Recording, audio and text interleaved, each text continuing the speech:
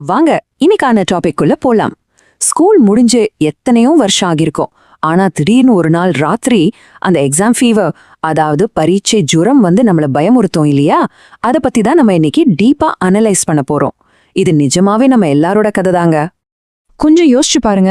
Exam ஹால்ல உட்காந்துட்டு ஒரு வெற்றுத்தாழ், அதாவது ஒரு பிளாங்க் பேப்பரை பார்க்கும்போது வயிற்று அப்படியே கலக்குமே. அந்த உச்சக்கட்ட பயம் உங்களுக்கு ஞாபகம் இருக்கா? மூளையே உறைஞ்சு போன மாதிரி ஒரு ஃபீல் வரும். இன்னைக்கு நம்ம பார்க்க போற நம்ம ஹீரோவுக்கும் இதே நிலைமை தான். அவர் இதை எப்படி ஃபேஸ் பண்றாருன்னு பார்ப்போம்.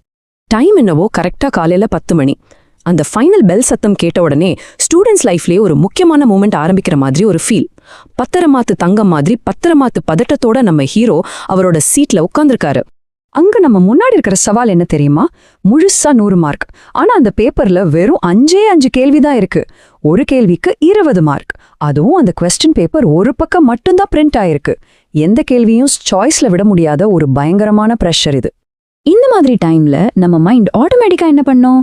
தப்பிக்கிற வழியை தேடும். கரெக்டா?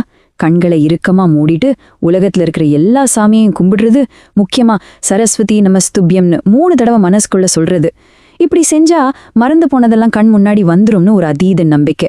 அப்புறம் என்ன, பாட புத்தகத்தை மைண்ட்ல அப்படியே ஸ்கேன் பண்ணிட்டு பேப்பர்ல மார்ஜின் போட்டு தேதியெல்லாம் எழுதிட்டு ஒரு பெருமூச்சு விடுறாரு. சரி, ரெடி ஆயிட்டோன்னு பேனாவை தேர்ந்து ஃபர்ஸ்ட் கேள்வியை பார்த்தா விடை தெரியல, பிளாங்க். சரி, பதட்டப்படக்கூடாதுன்னு 2வது கேள்வியை பார்த்தா அதுவும் தெரியல. அந்த நிமிஷம் எப்படி பக் பக்குன்னு அடிச்சுக்கோன்னு கொஞ்சம் இமேஜின் பண்ணி பாருங்க. பயம் லைட்டா எட்டி பார்க்க ஆரம்பிக்குது. அப்படியே ஒரு பதப்பதைப்போட வேகமா 3, 4, 5வது கேள்விகளை பார்த்தா, அட பாவிகளா, ஒரு கேள்விக்கு கூடவா பதில் தெரியல. பேப்பரை திருப்பி பார்த்தா பின்னாடி ஒண்ணுமே இல்ல. உலகமே அப்படியே சுத்துற மாதிரி ஒரு உச்சக்கட்ட பீதி நம்மள தொத்திக்கும். மொத்தமா ஃப்ரீஸ் ஆயிடுவாரு நம்ம ஹீரோ. இங்குதான் ஒரு சூப்பரான கான்ட்ராஸ்ட் இருக்கு. ஒரு பக்கம் நம்ம ஆளு பயத்துல நகம் கடிச்சிட்டு வாத்தியார் கண்ணுல படாம எஸ்கேப் ஆக ட்ரை பண்றாரு.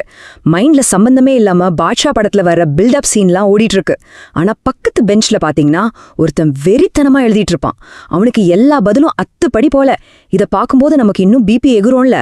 சரி, எதையாவது அடிச்சு விடுவோம், ஹெட்டிங்க மட்டும் போட்டு தெரிஞ்சதை எழுதி சமாளிப்போன்னு குறுக்கு வழியில யோசிச்சா அப்ப பார்த்து ஒரு பழைய கசப்பான ஞாபகம் தடுத்து நிறுத்தும். இப்படி எழுதித்தானே ஹிந்தி பரீட்சையில ஃபெயில் ஆனேன்னு அந்த ஹிந்தி வாதியார் திட்டினது காதுல எக்கோ அடிக்கும். அவ்வளவுதான், அந்த ஐடியாவும் க்ளோஸ். தப்பிக்க வழியே இல்ல. இந்த நிலைமையில தான் ஒரு பெரிய ஹைஸ்ட், அதாவது ஒரு மாஸ்டர் பிளான் ஆரம்பமாகுது. ஒரு 1/2 மணி நேரம் கழிச்சு மெதுவா வாத்தியார்கிட்ட பாத்ரூம் போக பெர்மிஷன் கேட்டுட்டு வெளியே வர்றாரு. அங்க பார்த்தா ஒரு பெரிய சர்ப்ரைஸ். ஒரு ஓரத்துல சில பேப்பர்கள் சிதறி கிடக்கு. எடுத்து பார்த்தா எக்ஸாம்ல கேட்ட எல்லா கேள்விக்கும் சூப்பரா எழுதப்பட்ட விடைத்தாள்கள். ஆண்டவா, காப்பாத்திட்டானியா? நான் அந்த பேப்பரை கசங்காம அப்படியே சட்டைக்குள்ள ரகசியமா பத்திரப்படுத்திக்கிறாரு. இப்போ கிளாஸுக்கு திரும்பி வரும்போது ஒரு கெத்து வரும் பாருங்க. சீட்ல உட்காந்து சட்டைக்குள்ள இருந்த பேப்பரை எடுத்து நாமளே எழுதின மாதிரி செட்டா அடுக்கி வச்சுட்டு பக்கத்துல இன்னும் தீவிரமா எழுதிட்டு இருக்கிற அந்த பிரண்டைய பார்த்து ஒரு ஏளனமான சிரிப்பு சிரிப்பாரு பாருங்க. அந்த நிம்மதியும் திமிரும் அளவே இல்லாதது. அப்படியே ஒரு பெருமையோட அந்த பேப்பரை நூலால கட்டி வாத்தியார்கிட்ட கொடுக்கறாரு. அவரும் ஒரு ஸ்மைலோட அதை வாங்குறாரு. ஆனா அடுத்த செகண்ட் அங்க ஒரு பல்வாழ் தேவன் டிரான்ஸ்ஃபார்மேஷன் நடக்குதுங்க. பாகுபலி படத்துல பல்வாழ் தேவன் முகம் எப்படி சட்டுன்னு ஆக்ரோஷமா மாறுமோ அதே மாதிரி வாத்தியார் முகம் மாறி நம்ம ஆளோட காதை புடிச்சு திருகுறாரு. ஐயோ சார்னு இவர் வலி தாங்காம அலறாரு. இங்கதான் ஸ்டோரியில ஒரு மிகப்பெரிய ட்விஸ்ட். என்னடா இது, இன்னைக்கு தேதி 4ஆம் மாசம் 2020ன்னு போட்டிருக்கேன்னு கத்திட்டே ஓங்கி ஒரு அறவிடுகிறாரு வாத்தியார். பேப்பரை மாத்தினது மட்டும் இல்லாம வருஷத்தையே மாத்தி எழுதுன அந்த முட்டாள்தனம் மொத்த பிளானையும் சுக்குநூற உடைச்சிருது. என்னது 2020ஆ? பயத்துல கதி கலங்கி கத்திட்டே எந்திரிக்கிறாரு நம்ம ஹீரோ. அப்போ பக்கத்துல இருந்து, அப்பா எதுக்குப்பா கத்துறேன்னு ஒரு சின்ன பொண்ணோட குரல். ஆமாங்க, இது ரியல் கிடையாது, இது ஒரு கனவு. இத்தனை நேரம் எக்ஸாம் ஹால்ல இருந்தவரு ஒரு ஸ்கூல் பையன் இல்ல, கல்யாணமாகி ஒரு குழந்தைக்கு அப்பாவான ஒரு மெச்சூர்டான ஆளு.